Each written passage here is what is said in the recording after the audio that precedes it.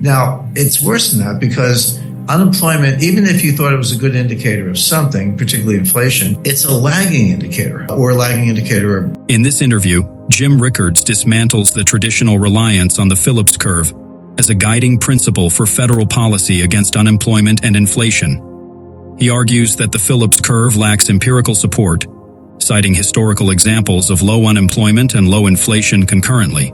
Rickards emphasizes that unemployment is a lagging indicator and that by the time it rises, a recession may already be underway. Instead, he points to more technical indicators such as the inverted Treasury yield curve and the steeply inverted SOFR futures curve, which indicate institutional investors predicting a severe recession and a significant drop in interest rates. Rickards also delves into the implications of negative swap rates, suggesting a tightening of balance sheets and a scarcity of collateral, further signaling economic distress. Overall, Rickards paints a bleak picture of the economy, suggesting that traditional indicators are failing and more nuanced metrics point towards a looming recession. A recession, as the case may be. So let's say you're an employer, a business person. I mean, you're an entrepreneur. I start businesses. When you're in a tough spot, when revenues are down and things are slowing down, margins are getting compressed and all that, the last thing you want to do is fire people because it took a while to find them, hire them, train them. You don't want to let them go. You do everything else. Like you turn down the lights, you call your landlord, negotiate a cheaper rent, slow pay your creditors, drive a hard bargain on something. You do everything else to maintain your margins. And then only when all else fails, do you start firing people. So first of all, it's a lagging indicator. You're already in the recession before you get around to firing people, number one. Number two, because you held on so long, you tend to do it en masse. It's not like I'm going to fire one person a month for the next year. It's like I'm going to hang on to all of them and then maybe, sadly, fire them all at once because I have no other choice. So A, it's a lagging indicator. B, it can turn on a dime from very low unemployment to very high unemployment within a matter of months. And if that's what the Fed's relying on, which they are, they say so. It's not a guess. They say that's what we're watching. Two things. Number one, you're not going to see the recession coming. It's a lagging indicator, and it can go from kind of good to bad almost overnight. So the Fed's, driving this way, looking out the back window, and they're probably going to wreck the economy. But there are a lot of other signs to say, okay, Jim, unemployment's not a good measure, and it isn't. But how do you know what are the good metrics? They tend to be a little technical.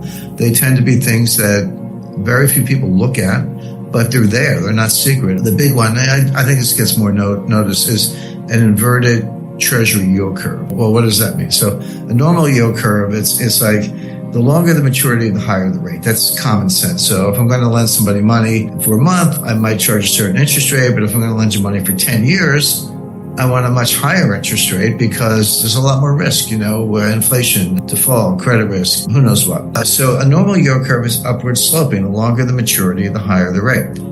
Okay, right now, yield curves are inverted, which means they're downward sloping, which means the longer the maturity, the lower the rate. Why would you take a lower rate on a 10-year Treasury note than you would on an overnight loan, that's where we are today, by the way. So in other words, this is the big money. This is the institutional money. This is people who know more than central bankers in many cases, betting that interest rates are going to come down a lot. Because if they weren't, that inverted yield curve would make no sense. And so they're betting that the economy is going into a severe recession.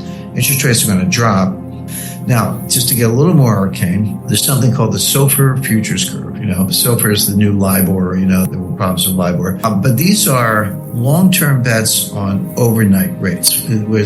Treasury is a snapshot of what I think the 10-year rate is going to be, but the SOFR is the opposite. They trade in strips, quarterly settlements that go out 3 or 4 years, 5 years, but the longer ones aren't that liquid. But basically, I can make a bet as to what I think the overnight rate is going to be 1 year from today. That yield curve is also steeply inverted.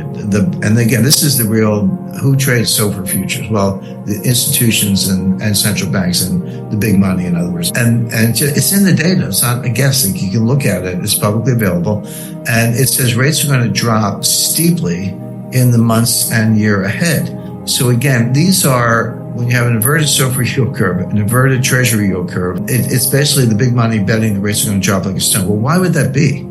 Well, there are only two reasons. One, a severe recession and a steep drop in inflation. And those two things do go together. One more example, again, I don't want to get too in the weeds, but there's something, the Fed has an overnight reverse repo facility. What does that mean? So the Fed says, hey, give me your cash and I'll give you a Treasury bill as collateral, and then we'll unwind it at some point in the future. It's called a reverse repo. So I can call up the Fed, have them send me Treasury bills as collateral, give them cash, and they'll pay me interest on that. It's a phone call. I don't have to do anything fancy. Okay.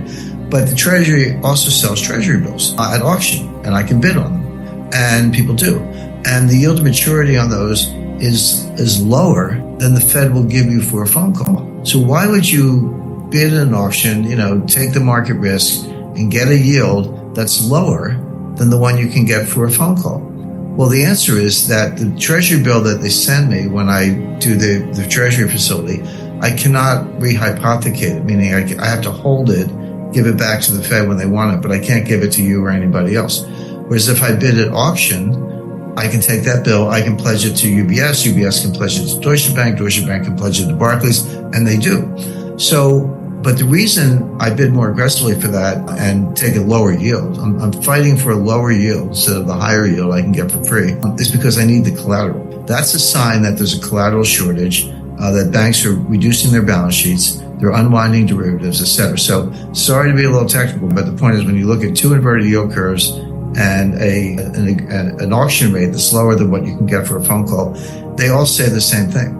Rates are going down, the economy is going to crash, and there's collateral scarcity, and banks are tightening up their balance sheets. So they're all bad signs.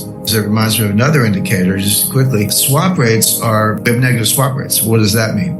Well, what is a swap? So I buy a 10-year Treasury note and I finance it in the overnight market. So what's happening to me? I'm getting the yield on the 10-year Treasury note and I'm paying an overnight real. So receiving fixed, paying floating. Well, sometime in the 80s, in my experience, at some point somebody said, hey, why don't we get rid of the bond? Like, just pay fixed and receive floating. Who needs the bond? The bond's a piece of collateral, but we can have a contract. So that's a swap, a simple form of swap. So I do a swap with a Deutsche Bank, and Deutsche Bank says, okay, Jim, I'll pay you the 10-year rate. You pay me the overnight rate. It's exactly the same as if you had the note and we're financing it in the repo market. Just receive fixed, pay floating. And that's a swap. But if you think of the credit risk, at least with the 10-year Treasury note, I got the United States government behind me. If I'm doing a swap with, UBS, I got bank risk. I got some credit risk in the bank. Credit Suisse just failed. So it's logical. It makes sense that the rate I get from UBS should be slightly higher than the Treasury rate. The swap rate from a bank should be slightly higher than the comparable maturity of a government security, because the government security is slightly safer than a big bank. Well, right now, that's not true. UBS, or, I'm picking on UBS, Barclays, anybody else in a swap, the rate I get is lower than I get from a 10-year Treasury note. So why would I do that? Why would I take the poor credit and take a lower rate instead of a higher rate? Well, the answer is the swap is off balance sheet, and the Treasury note, if I own it, I got to put it on my balance sheet. So when you see negative swap rates, meaning the riskier credit is paying you less than the government credit, what it means is that the balance sheets are constrained. I got to do the off balance sheet trade because we can't use up the balance sheets. That's consistent with what we just talked about with the inverted yield curves, which is there's some major credit contractions, a collateral shortage, a dollar shortage, and a credit contraction. That's not a recipe for recession. I don't know what it is.